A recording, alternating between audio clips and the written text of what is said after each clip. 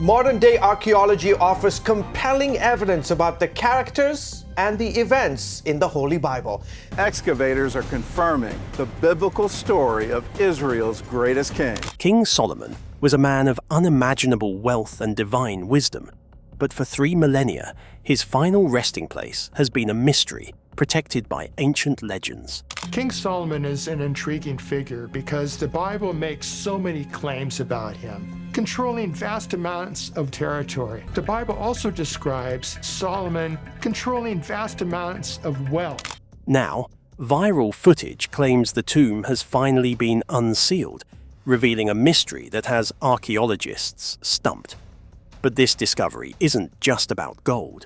It's about a secret so dangerous that men have died to keep it hidden. Today, as we take a deep dive, we get some insight into the answer to the question, what really lies beneath Jerusalem? The first trillionaire. When it comes to wealth, modern billionaires can't hold a candle to King Solomon. He allegedly received 666 talents of gold in a single year. That's over $1 billion in a year, tax-free, in a world where a loaf of bread cost almost nothing.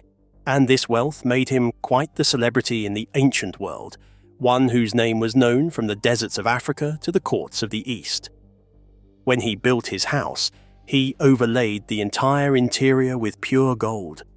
When he sat for dinner, he drank from golden goblets because, and this is a real historical claim, silver was considered too cheap for his table.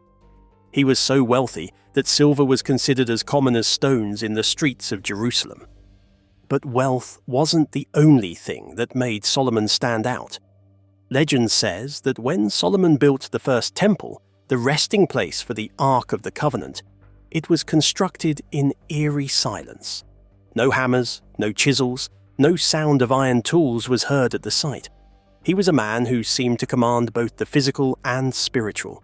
So some say it was advanced engineering, and others talk about dark magic and the shamir, a mystical worm that could cut through stone.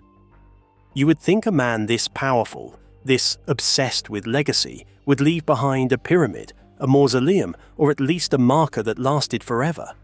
But the wisest man in history left behind absolutely nothing. No body, no grave, and no gold. Until now? According to the text, when Solomon died in 931 BC, he was buried in the city of David with his fathers. But unlike the pharaohs of Egypt and other great kings, whose tombs were filled with treasures that we can see in museums today, the house of David simply vanished. Archaeologists have dug for centuries and found pottery, walls and tunnels, but never a king. It's as if the entire royal bloodline was erased. Or maybe they were just hiding, waiting for the first thief brave enough or foolish enough to break the seal. Because history tells us that people did try to find this grave. And the first time they succeeded, what they found would haunt Jerusalem for centuries. When the dead fight back, most tombs just sit there, waiting to be robbed, with only sand and stone to protect them. But Solomon's tomb was a bit different. The first man to test this theory was a ruler named John Hyrcanus in 135 BC. Jerusalem was under a brutal siege. The city was starving, morale was low, and Hyrcanus was desperate. He needed to pay off the Syrian army surrounding his walls, or his people would be slaughtered. So he did the unthinkable and raided the royal sepulchres of the House of David. Hyrcanus took 3,000 talents of silver, enough money to hire an army, rebuild a city, and still have enough left over to live well. Hyrcanus took the money and paid off his enemies, and the city was saved. Hyrcanus thought he had gotten away with it, but this was only a preamble to what horrors the tomb held. Fast forward to 15 BC. Enter King Herod the Great. You know him as the villain of the Christmas story. A man so paranoid he executed his own wife and 3 of his sons just to stay in power. Herod didn't care about saving the city. He cared about legacy. He had heard the rumors that Hyrcanus had left the gold behind, and his greed was insatiable. But Herod was smart. He knew opening the tomb would cause backlash. So, he went in at night, in secret, with only his most trusted elite guards. He ignored the silver as he wasn't interested in the money. He wanted the get into the inner chamber. He wanted the bones of David and Solomon. He pushed deeper into the earth than Hyrcanus had dared to go, convinced that he was untouchable. And then the tomb woke up. According to the ancient historian Josephus, just as Herod prepared to breach the final chamber, the air ignited, a blast of fire erupting from the darkness. It wasn't a warning shot. Herod watched in horror as a divine flame consumed 2 of his elite guards. There was no battle, just the smell of ozone and burning flesh filling the royal tunnel. The tomb was hidden and defended. Herod fled in terror and abandoned the mission immediately. In fact, he was so shaken by the encounter that he commissioned a massive monument of white marble to be built over the entrance to block it. It was a desperate peace offering, an expensive apology to a god he had clearly offended. However, fear fades. And in 1911, a British aristocrat decided he was smarter than Herod. The Brit who robbed Jerusalem. Montague Parker was a British aristocrat, a real-life Indiana Jones, but with fewer morals and a lot more resources. In 1909, he arrived in Jerusalem with a yacht, a psychic, and a mission to find the Ark of the Covenant. He treated the Holy City like his personal playground, throwing lavish parties and charming the Ottoman officials. But secretly, he was planning the greatest heist in history. If Herod was motivated by greed, Montague Parker was motivated by something far more dangerous: arrogance. For 2 years, Parker's team dug around the city, finding nothing but mud and pottery shards. But Parker was losing patience and money. So in April 1911, Parker did the unthinkable. He paid a massive bribe to the sheikh in charge of the noble sanctuary so he could dig directly under the Dome of the Rock, the 3rd holiest site in Islam and the suspected location of Solomon's Holy of Holies. Under the cover of darkness, disguised in local garb, Parker and his men slipped into the sacred enclosure. For 9 nights, they hacked away at the rock, desecrating hallowed ground with pickaxes, desperate to break into the final chamber before the sun came up. On the 9th night, a night watchman, who hadn't been bribed, wandered in to sleep, and when he saw the British foreigners hacking at the foundation stone, he sounded the alarm. Jerusalem exploded. Within hours, the city was in a full-blown riot. Mobs flooded the streets with knives and clubs, demanding the heads of the Christian desecrators. The Ottoman troops had to be deployed just to stop a massacre. Parker didn't stick around to apologize. He and his team left behind their equipment and ran to his luxury yacht, then sailed into international waters just as the Ottoman police arrived at the dock to arrest them. Parker escaped with his life, and there are rumors that he did find something that night, something he took to his grave. But we will never know what because the British government classified the documents to prevent a diplomatic war. But that silence left a void that the internet was more than happy to fill. And that brings us back to 2026. The box in the tomb. The silence that Montague Parker left behind was finally broken by a viral video that caught the world's attention. It started as a rumor on the internet, but within hours, it became a headline no one could ignore. By February 2026, you couldn't scroll through social media without seeing the video. Shaky camera footage, where you could hear the heavy breathing of the excavation team, and then the sound of a massive stone slab, hidden for thousands of years, grinding against Jerusalem's bedrock. In the video, a woman identified as Dr. Emily Carter steps into the darkness, and her flashlight beam hits gold. Top quality, glimmering gold that looks like it was just polished. But what really caught the world's attention was a dull grey chest tucked away in the corner. No hinges or locks, and when they touched it, it was warm. This chest is breaking the internet as claims that King Solomon's tomb has finally been unsealed and contains a chest that defies physics continue to circulate. Comment sections are exploding with theories about ancient technology, lost arks, and even alien involvement. It feels like the ultimate victory for archaeology, the moment we finally touch the face of the ancient world's greatest king. First, let's talk about the elephant in the room, the grey chest. While the gold menorahs and gemstones are impressive, they are exactly what we expect to find in a king's tomb. But that chest stood out. The chest is a dull grey alloy that is seamless, hingeless, and most terrifyingly warm to the touch. In 900 BC, metallurgy was hammering bronze and iron. Seamless alloys didn't exist yet, and the internet immediately screamed alien tech or lost ark radiation. Then there are the walls, covered in carvings that perfectly match the Fibonacci sequence, a mathematical ratio that wasn't discovered by the West until the Middle Ages, over 2,000 years after Solomon died. This suggests that Solomon possessed knowledge that was centuries ahead of his time. But one detail in the video stood out to archaeologists, and it's not the gold. It's a carving found near the entrance of the chamber. As the camera pans across the ancient limestone, it stops on a symbol that is sharp, fresh, and mechanically precise: a compass and square. You might recognize it as the logo of the Freemasons. People in the comments believe that this proves time travel, and that Solomon was a wizard who could see the future. But the truth is far less intriguing. That is the logo of the Freemasons, the very group Montague Parker was rumored to be working for. Parker wasn't just a rogue aristocrat, he was a high-ranking Mason. If that symbol is real, it means Parker did get inside in 1911.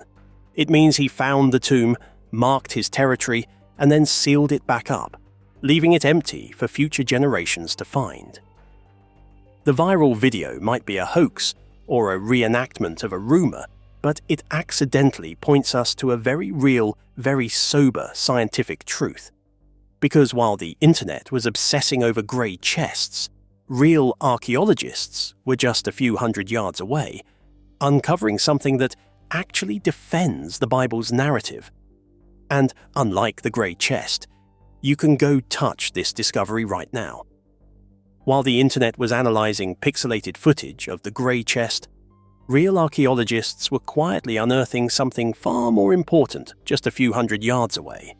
And they didn't need a grainy camera to prove it exists. For decades, scholars argued that King Solomon's Jerusalem was a tiny, insignificant village that the Bible exaggerated into an empire. They said the grand palaces and massive walls were just myths written centuries later. But between 2023 and 2025, researchers in the city of David stunned the scientific community. They didn't just find a wall, they found a massive defensive moat carved directly into the bedrock. It is 30 feet deep and nearly 100 feet wide. It's a sheer, vertical cut that separates the lower residential city from the upper Ophel, the royal acropolis where Solomon's palace and the temple would have stood. This discovery changes everything. The sheer scale of this engineering project proves that whoever ruled Jerusalem in the 10th century BC commanded a massive labor force and possessed advanced architectural knowledge.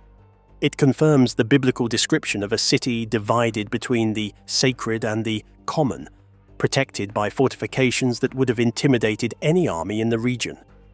You can go to Jerusalem right now, walk down the metal gangway, and stand in the massive ditch that Solomon's engineers carved into the bedrock 3,000 years ago. This brings us to one unsettling realization, though.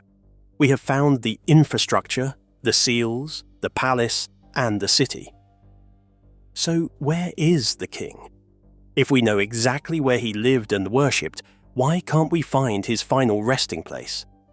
The answer might not be in what we found, but in what was taken away. Because while Solomon built the city to last forever, the city itself had other plans. The city that eats kings. We want to believe it's a conspiracy, but the truth is a lot deeper. The reason we can't find Solomon isn't because he was hidden too well. It's because of the city itself. Jerusalem is a devourer of history. It has been besieged 23 times, attacked 52 times, and captured or recaptured 44 times.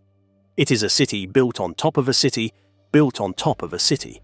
And every time a new conqueror arrived, they didn't just kill the people, they tried to kill the city itself. The worst offender was the Roman Emperor Hadrian. After crushing the Jewish revolt in 135 AD, Hadrian decided to wipe Jerusalem off the map entirely. He renamed it Aelia Capitolina. He banned Jews from entering, and to build his new pagan metropolis, he needed stone. Massive amounts of it. So where did he get it? He turned the city of David, the exact location of the royal tombs, into a massive quarry. To the Romans, the sepulchres of the House of David were just convenient pockets of high-quality limestone waiting to be harvested. They likely smashed through the protective seals, cleared out the chambers, and ground the bones of the Bible's greatest kings into dust to mix with mortar. The gold was probably melted down to pay Roman soldiers. The limestone was hauled off to build a public bathhouse or a pagan temple to Jupiter. It explains why the area today looks like a scarred wasteland of cut rock. It's a tragic twist, the wisest king, erased by stone cutters. But what if Solomon knew they were coming? Remember, this was the man who supposedly commanded spirits and possessed wisdom that terrified his enemies. Would the wisest man who ever lived really leave his greatest treasure sitting in a hole waiting for a Roman pickaxe? Or did he have an escape plan centuries before the first Roman soldier ever set foot in Judea? God's nuclear warhead. This brings us back to that terrifying grey chest from the viral video. The one that was smooth, seamless, and warm to the touch. Now, the internet is full of conspiracies, but if you know your Bible, warmth and power point to something far more ancient and far more dangerous. The Ark of the Covenant. In the texts, it wasn't just a gold box, it was a weapon. It brought down the walls of Jericho. It killed a man named Uzzah instantly just because he reached out to steady it. It was described as humming with a terrifying divine energy, a power source that required thick gold shielding and could only be approached by a high priest once a year. If you were a viral video creator trying to fake a Solomon discovery, you wouldn't make the chest cold. You would make it warm, to imply that after 3,000 years, the battery is still running. And this leads to the most controversial theory of all. The reason the Romans likely found an empty chamber, and the reason modern archaeologists can't find the king, is that the tomb was compromised from the inside. Legend has it that Solomon had a son with the Queen of Sheba, a man named Menelik. The Ethiopian national epic, the Kebra Nagast, claims that when Menelik came of age, he visited Jerusalem, took the Ark of the Covenant, the literal presence of God, and moved it to Ethiopia, leaving a replica in its place. Solomon was the wisest man who ever lived. He saw empires rise and fall. He knew that Jerusalem sat on a geopolitical fault line. He knew the Babylonians were coming. He knew the Romans were coming. So maybe the tomb wasn't looted. Maybe it was evacuated. Ask yourself, if you had the ultimate weapon of God, would you leave it in a city destined to fall? Or would you hide it? To be honest, this is more frightening because if the tomb is empty, it means the power that protected it is still out there, somewhere, waiting to be rediscovered. And that desperation to find it is exactly why such a video in 2026 can bring the world to a standstill. We want proof that there is something more than this. We want to believe that Solomon really did command demons. We want to believe that the Ark really could level mountains. Because if those things are real, then the world isn't just a random rock floating in space. It has meaning. It has history. It has the divine. It's why Montague Parker risked his life in 1911. It's why Herod risked his soul in 15 BC. And it's why we are still talking about it in 2026.